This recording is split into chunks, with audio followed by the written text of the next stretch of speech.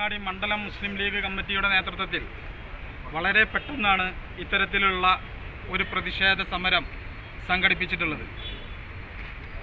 എന്തിനാണ് ഈ സമരം എന്ന് ചോദിച്ചാൽ, SP മാപ്പ് പറഞ്ഞു അവസാനം എന്നാണ് നമ്മളോട് MLA പറയുന്നത്. SP മാപ്പ് പറഞ്ഞതുകൊണ്ട് മാത്രം ഇതിൻ്റെ ഉള്ളിൽ ഞങ്ങൾ ഈ മാർച്ച് അവസാനിപ്പിക്കണം. അല്ലായിരുന്നെങ്കിൽ അകത്ത് കയറാൻ മടിയില്ല എന്നുള്ളതാണ് ബാക്കിലിരിക്കുന്ന പോലീസുകാരോടും മുന്നിലിരിക്കുന്ന പോലീസുകാരോടും സൂചിപ്പിക്കാനുള്ളത്.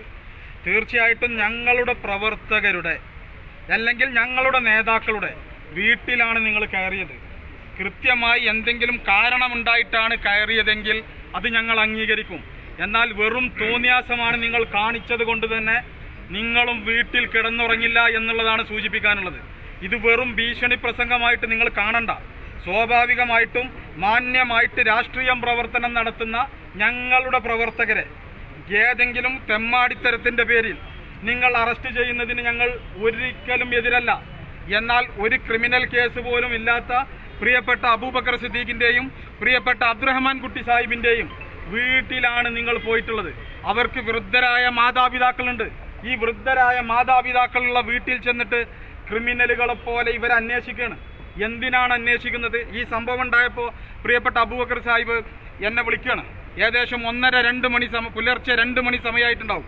ആ സമയത്ത് ആദ്യം താന്നൂർ സ്റ്റേഷനിലേക്ക് വിളിച്ചു. എന്താണ് സംഭവം എന്ന് അവർക്കറിയില്ല. അവർ പറഞ്ഞു തിരൂരങ്ങാടി സ്റ്റേഷനിൽ അന്വേഷിച്ചു നോക്കുമെന്ന് പറഞ്ഞു. തിരൂരങ്ങാടി സ്റ്റേഷനിലെ ലാൻഡ് ലൈനിൽ വിളിച്ചു, അവർക്കും അറിയില്ല. അവസാനം താന്നൂർ CI ആണ് ഇവിടുത്തെ ചുമതല എന്ന് പറഞ്ഞപ്പോൾ താന്നൂർ CIൻ്റെ നമ്പറിൽ വിളിച്ചപ്പോൾ ഇതെന്താണ് കേസ് എന്ന് ചോദിച്ചപ്പോൾ അദ്ദേഹത്തിനും അറിയില്ല.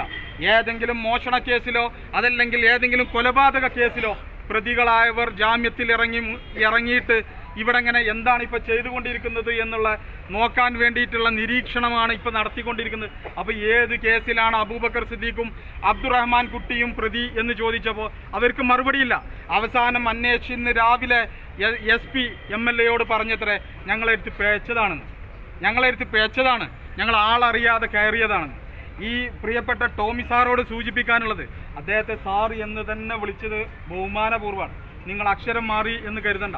പ്രിയപ്പെട്ട ടോമി സാറോട് സൂചിപ്പിക്കാനുള്ളത്, തിരൂരങ്ങാടിയിലെ മുസ്ലിം യൂത്ത് ലീഗിൻ്റെയും മുസ്ലിം ലീഗിൻ്റെയും പ്രവർത്തകരെ വീട്ടിൽ കയറി തൊട്ട് തിരൂരങ്ങാടി സ്റ്റേഷൻ പരിധി കടുക്കാമെന്ന് ഒരു പോലീസുകാരനും കരുതണ്ട. അനാവശ്യമായി ഞങ്ങളുടെ പ്രവർത്തകരെ വേട്ടയാടിയാൽ തിരിച്ചും വേട്ടയാടേണ്ടി വരും. അത് ഏത് നിയമപരമായിട്ടാണെങ്കിൽ അങ്ങനെ, അല്ലാത്ത നിലക്കാണെങ്കിൽ അങ്ങനെ എന്നുള്ളത് സൂചിപ്പിക്കുകയാണ്. ഇവിടെ വലിയ പോക്കിരിത്തരം നടത്തിയ നിരവധി പോലീസുകാരുണ്ടായിരുന്നു.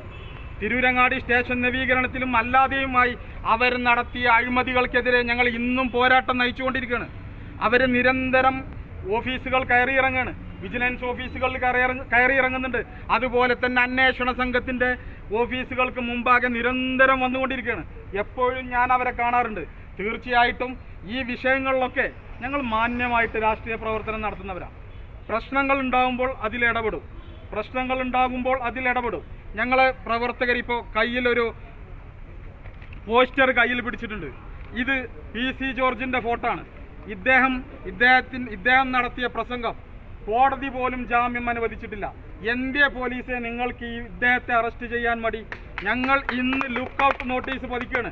പോലീസ് സ്റ്റേഷനിൽ തന്നെ ലുക്കൌട്ട് നോട്ടീസ് പതിക്കാനാണ് ഞങ്ങൾ ഈ ഫോട്ടോ കൊണ്ട് വന്നിട്ടുള്ളത്. അതായത് യഥാർത്ഥ പ്രതികളെ ഞങ്ങൾ തരാം, നിങ്ങൾ അറസ്റ്റ് ചെയ്യൂ. നിങ്ങൾക്കതിന് ചങ്കൂറ്റമില്ല എന്ന് ഞങ്ങൾക്കറിയാം. ഇവിടെ എനിക്ക് മുന്നേ സംസാരിച്ചവർ സൂചിപ്പിച്ചു, 1 വർഷം കഴിഞ്ഞാൽ ഭരണം മാറും, 56 കഴിഞ്ഞാൽ ഷൂട്ടും യൂണിഫോമും നിങ്ങൾ അയക്കും. നിങ്ങൾ ഇതിലൂടെ തേരാപേര നടക്കുന്ന സമയം കാണും. ആ സമയത്ത് ഞങ്ങളും ഇവിടെ ഉണ്ടാകും. അത്രമാത്രമാണ് ഞങ്ങളിപ്പോൾ സൂചിപ്പിക്കാനുള്ളത്.